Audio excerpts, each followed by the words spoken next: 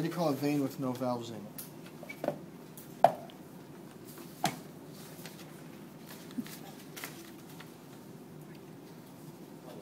Straight veins.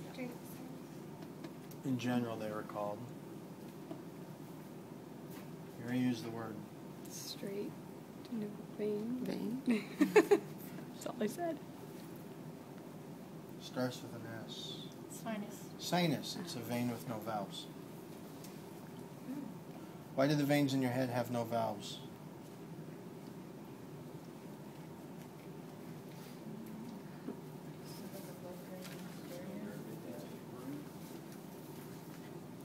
What was your answer? Because gravity would force blood back anyhow. Yeah, gravity will take it back to your heart. Your heart is below your head. All the veins below your heart have valves, so blood does not sink down.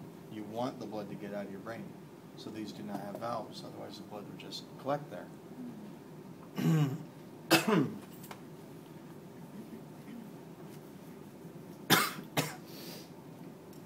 Somebody have some hot green tea with some lemon?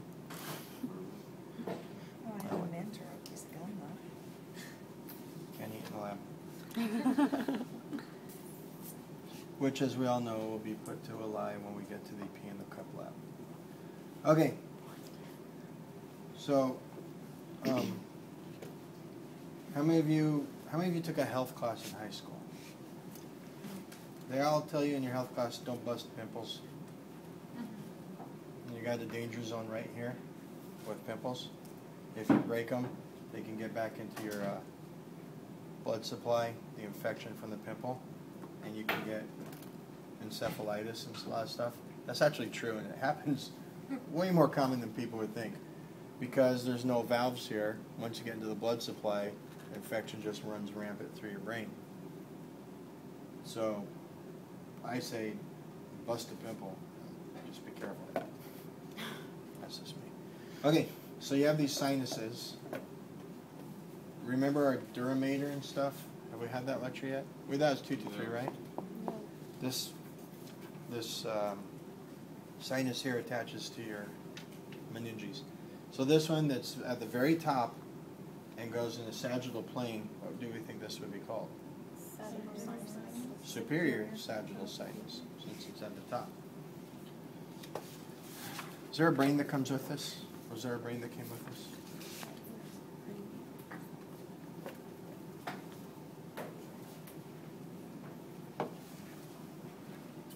Missing a cerebellum. This guy's going to die. Coming down from here is a piece of tissue called the falx cerebri. At the bottom of that is a smaller sagittal sinus that's inferior to the superior one, which would be called the Inferior. Do we see one? No, I can't ask that. See down in the brain pan now? Do you see these two sinuses that come transversely? Yes. What would they be called? Transverse. The left one being called the left transverse. They all meet. Superior sagittal, left transverse, right transverse. And then another one comes straight out between your cerebrum and your cerebellum, which would be called the straight sinus. Do we see one? No. What are my chances of asking that? Yeah. Do we see the sinus part that now bends down into the bottom of your brain in kind of a sigmoid shape? What do we think that would be called? Sigmoid. Sigmoid sinus. You see these tiny little ones on the occipital condyles? Those would be occipital. Anybody ever see Hannibal? It's not as funny as Silence of the Lambs, but it has its moments. And a nice Chianti. There's a scene where he takes off Ray Liotta's skull, cuts out a chunk of his brain, fries it up, feeds it to him. Do we see that part when he's still alive? Hilarious. Do we know why it's so funny? I will. Yeah, it would disintegrate. You're totally good. But the first bad thing that would happen is when he did this, he would tear the superior and inferior sagittal sinus, bathing the whole brain with body temperature blood, making the brain kind of collapse on itself. So that's the first bad part. Second bad part, anybody ever eaten brain? Not human brain, just brain in general. Did you prepare it? Did I? No, my grandmother did. She had to put the whole brain in a vat of ice water for a while before she cooked it, right? I don't know. Brains I'll and let eggs. you know. That's just what she thinks. Yeah. I'm with you, it's totally good food. It's really good.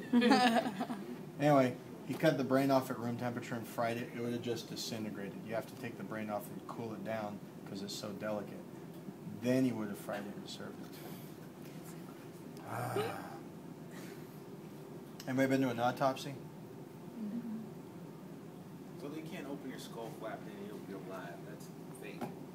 Oh, they All the can, time on but you have to snip all the tiny little blood vessels and tie them off. Then you have to get up with the thing and start peeling the dura mater away from the skull. It just requires more surgery. It's not as hard as you think, but how they displayed it, portrayed it in the movie, not real. In the book, though, they go into the full surgery that he performed and the fact that he took the brain out and soaked it in ice water for 20 minutes and then sliced it up. So anyway, if you go to an autopsy, they take the brain out and they put it in a bucket of ice water for a long time. Then they put it on the meat slicer to make their little slides and slices. Why are we talking about this? No idea. No. Oh, in case you're going to go cannibalize somebody. Chill the brain first. Just trying to be helpful. Oh wait, there's more in there. See this little stair step thing? Looks kind of like a ladder. Again, that is the, starts with a B, basilar artery. See this one up here, more anteriorly, that communicates left to right? That'd be the anterior communicating one. And then behind it, the one more posterior that communicates the left side to the right side? Posterior communicating artery. That's Gull's stuff right there. Okay, I'm done with this guy.